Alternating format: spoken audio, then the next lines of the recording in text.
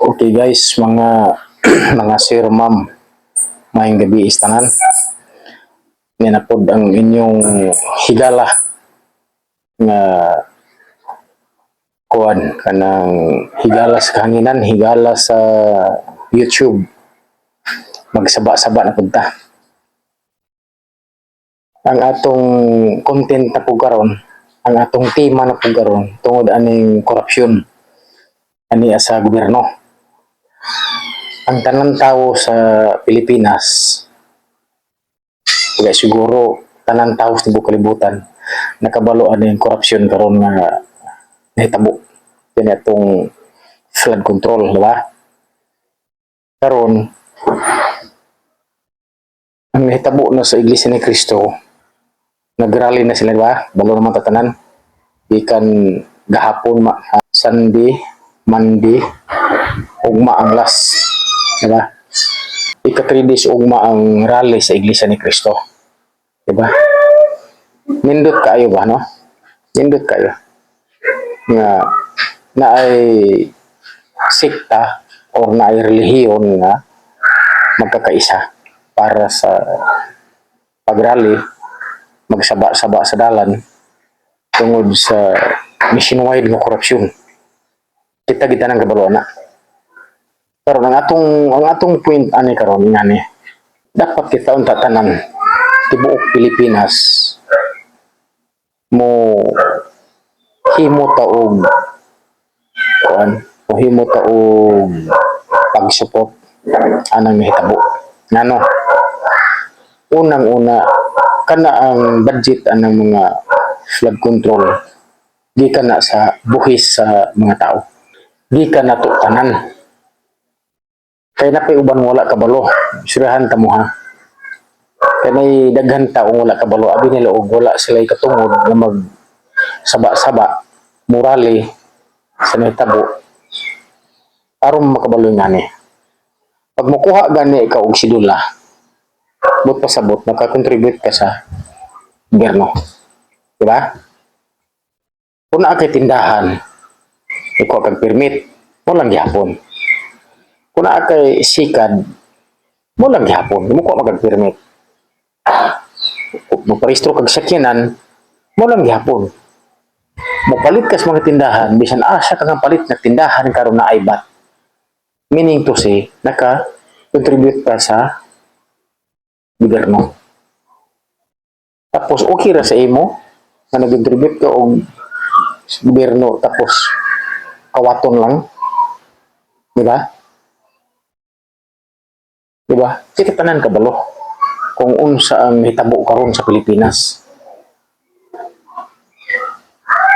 Kay nagka-encounter kong tao nga insa wala man ko kag-contribute sa kuan sa gobyerno. Ko ngano man ma'am, insa wala. Ko mo ba? Insa oo, bata ko gignan. Kay kabalo mo ko na si tindahan. Wala kay tindahan ma'am. Insa na nakay-permit. Insa siyempre na kay bukuron man ta sa gobyerno wa tay tindahan. Ko katon nang imong gihimo man pagkuha mo permit, mao na toy isa nga naka-contribute ka sa gobyerno. Ay, nga na siya, sir? Ko yes. So, ma'am, palit kag tindahan, ma'am. Kapag pangumpara mo pang tindahan.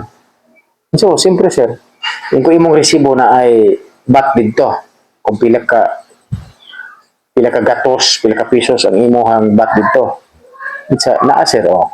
Isa na, nga nakakontribute ka sa gobyerno. Diba? Karon, ang tanan tao ang hitabo karong korupsyon, grabe nga korupsyon. 47 years na ko karon ha.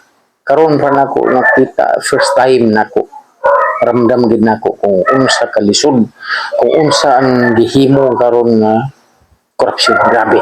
Super gid. Super burong Yolanda ang kakusog sa korupsyon karon. Kinsa man ang mag-antos ano? Ang pinakauna mag-antos kita tanan. Nanias Pilipinas. Ang tuas gawa sa nasod. Ang tanan Pilipino mag-antos tungod aning korupsyon. Ang atong mga anak, ang atong mga apo, o ang umaabot ka mga apo. Di ba? Mo na mag-antos. Sa isa ho nako para masabtan ninyo. Ikaduha ang magantos o ikaduha ang nagantos, kita gihapon tanan. Diba? Tamas nag-contribute nimo sa gobyerno. Nagantos gihapon ka. Kaya ngano, dapat ka itong gi-contribute nimo sa gobyerno na dapat to sa tama. Gihimong eskwelahan, gihimong kalsada, giunsa diha. Basta kay tama ang gidapatan. Ikatulo, kinsa ang nagantos karon? Ang mga tao. Kaliwat kanan ang rally. Diba? Pila na kabisis na ang rally. Sa karon lang ani, ang 3 days nilang rally sa Iglesia ni Cristo, kinsa man nagantos ana. Dili lang ang Iglesia ni Cristo lang ang nagantos. Naapay medyoin nga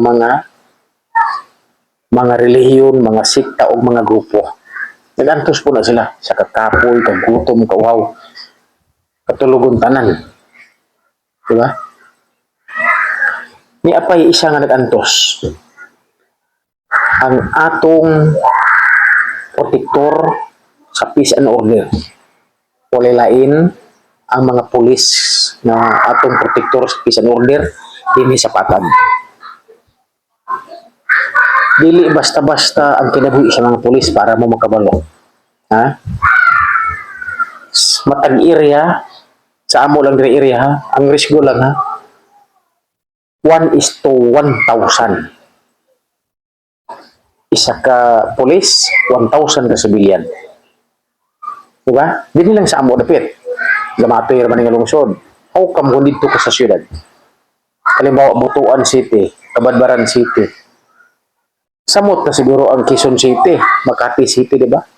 Siguro, ang risiko na di siguro, mga 1:3,000 siguro. Luoy kayo ang mga pulis.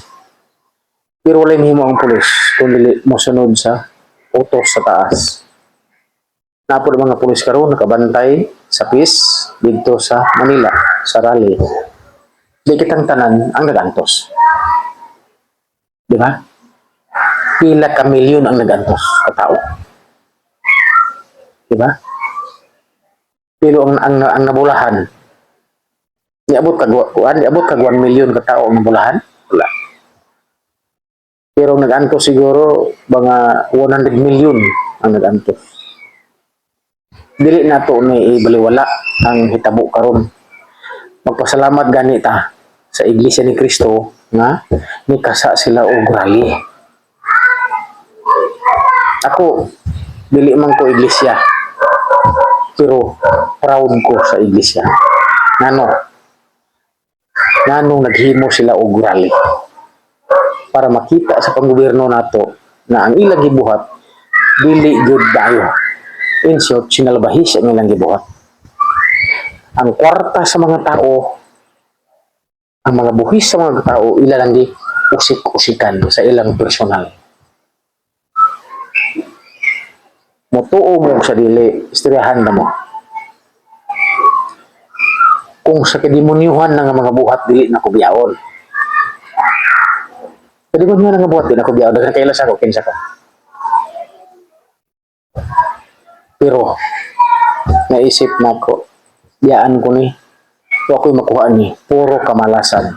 Niabot ang time na puro gid kamalasan. Mo nang nahitabo karon nga ako din sa inyong Agusan del Norte. Langit na kusuna, aron mo makabalo, kinsa ko. Tungod sa gaba. Kanang gibuhat po nila karon sa taman sa na-involve anang korupsyon. Anam-anam po ang gaba, umabot silang kinabuhi. Nagsugod naman gani. Lahi ni ang gaba. Kay ang gaba, dili na siya matambalan. Magsafir di ka anak. Ilak ka tuig. Pero ang maingkantuhan ka, barangon ka, matambalan na siya. Magabaan ka sa tao, huyupan ra ka, matambalan. Pero ang gaba ka sa mga tao, mga hilupaw sa mga tao, mga pag-anto sa mga tao, wala na'y kinahumanan. Basta dili sila ubalik loob. dapat magbagong buhay sila kay kanang hitabo karon nato sa Pilipinas dili ni basta-basta, dili gid ni basta-basta kato mga tag-as og mga kuan advance og mga nahuna, dili ni basta-basta gid, dili gid ni basta-basta, tuo lang gyud mo sa ato. Kuyaw ni kuyaw ni kuyaw gid ni nga paghitabo, dili na basta-basta. Dapat ingani kabalo man ko na naay nakakita ani nga video nga pasaway. Pares na ko kanhi nagago. Paranggahan ta mo mga sir, mga ma'am. Undang mo mintras sayo pa. Wala mo makuha sa binuhatan kadimunyuhan. Mubalik na tanan sa inyo. Baliko na ko ha, taas kay ko sa una. Ibagsak ko, lapok. Lapok. Karon, kumbaga na sakit pa, for kabirin ako. Walay pagmahay ang maguna, kundi ulahi yun. Kamu mga kapatid na kong Christian, matuo mo sa inyong Biblia na pulong sa Diyos.